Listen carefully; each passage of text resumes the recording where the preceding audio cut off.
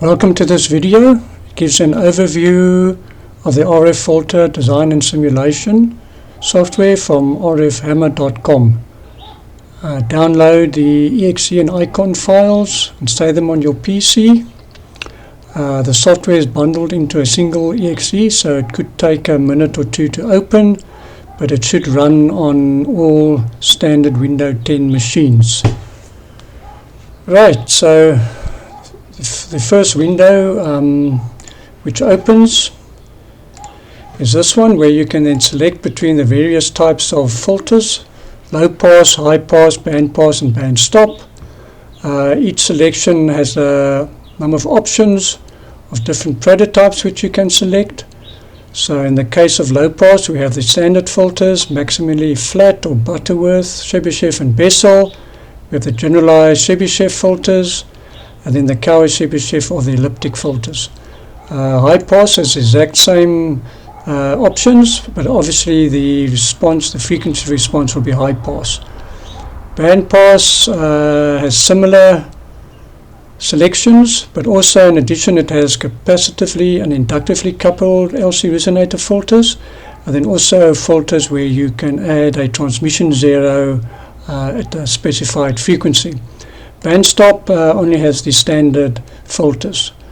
Let's go to low pass and select standard filters. We can run this window and we see a number of blocks here, 4 blocks, where we can then in this block input all the input parameters.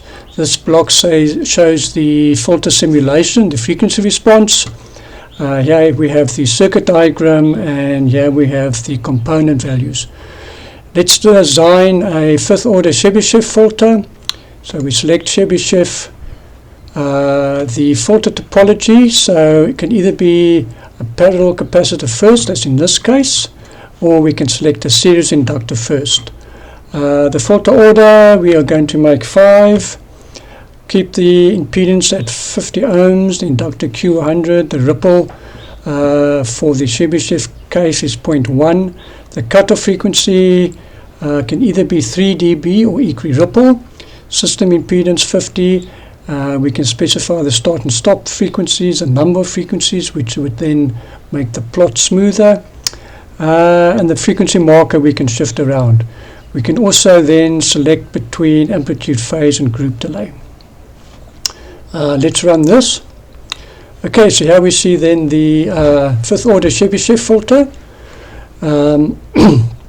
Let's have a look then at the filter impedance and the system impedance. So say you want to design a 75 ohm cable TV filter.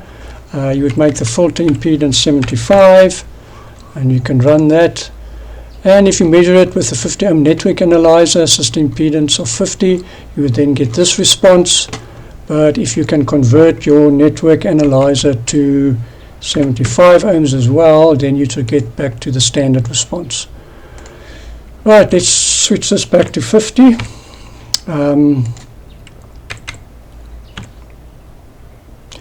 Right, in terms of the cutoff frequency, so we see in this case we have selected 3 dB, so the cutoff point is at 3 dBs. We can also select equi-ripple, and then we would get a cutoff frequency at the equi-ripple point. Let's look at the inductor Q. So let's make this a very high order filter. Let's make it a 15 order Chebyshev. We can run that. Okay, so over here we can see the insertion loss in the passband, which has been affected by the inductor Q. So let's make this then a very high value. So we make the inductor Q a very high value, so that is then basically a lossless inductor, and we can run that, and then we see we're back to our standard ideal response.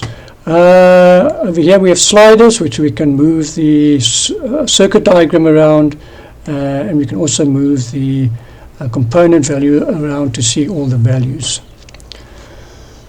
Right, let's have a look at a generalized Chebyshev filter. The generalized Chebyshev has the advantage of a sharper cutoff than a standard Chebyshev. And also the component spread is usually not as wide as in a Cower-Chebyshev filter. The cutoff is also influenced by the attenuation and the return loss. In this case we have a 60 dB attenuation, so that's the attenuation in the stop band, and the return loss we can then adjust between 20 and 26 dBs. We also have the capability to open multiple windows, so let's also open a generalized Chebyshev with 3 transmission zeros. And then this gives us the capability to compare designs. So let's have a look at the far out stop band rejection of these two filters. So let's stop the plot then at 500 megahertz.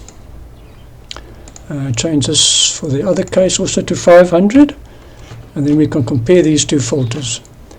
So as expected, for the 3 transmission zeros, we have a much better far out stop band rejection than the case for 1 transmission zeros.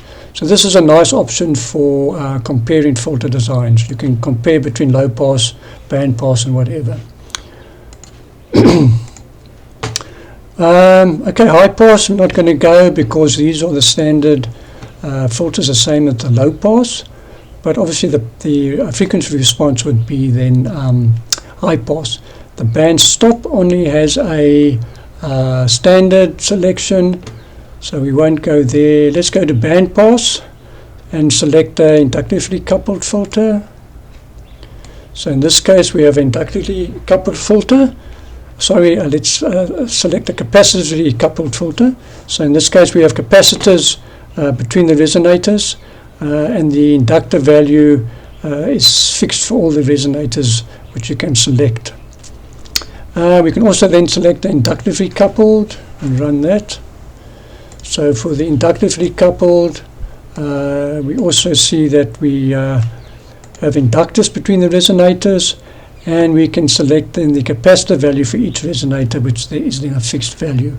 We also notice that these responses are asymmetrical. So for the case of the capacitively coupled, the rejection below F naught is steeper than above F naught, and the reverse is then true for this asymmetrical response, where the rejection is better above F naught. Right, let's have a look then at filters where you can specify transmission zero. So this is the case then for capacitively coupled, where we can specify a transmission zero below F naught. In this case 75 megahertz. We can move that around and make it 85, and it's going to move closer to the lower cutoff frequency. But obviously there's a trade-off. Your rejection above F naught then degrades, and obviously you can see your rejection over here also degrading. So that's the trade-off you'll have to have to think about. Let's have a look at the inductively case, where we can specify a transmission zero above F naught, and once again we can move that around. So these filters are perhaps useful for where you're using a mixer. In this case you're using the lower sideband of the mixer. The passband of the filter is on the lower sideband, and you can reject the upper sideband and the LO. In this case you're using the upper sideband of the mixer, and you can reject the LO, the local oscillator, and the lower sideband. Right, let's go back to the standard filter and have a look at group delay. In group delay, you can see we can select between amplitude, phase and group delay. So let's just change our plot that we're going to then just have a look at the pass band. So let's change this to 95 and change this to 105. Okay, so the Chebyshev case, we can run that. And we see the amplitude, but now we can have a look at the phase. Okay, there we see the phase of S21 and S11. Let's just make this an ideal filter. And right, so we now have lossless inductors, and we can see that the ripple, there's a ripple on the phase of S21, as you can expect from a Chebyshev. Group delay, so there we have the group delay of the Chebyshev. Let's change the center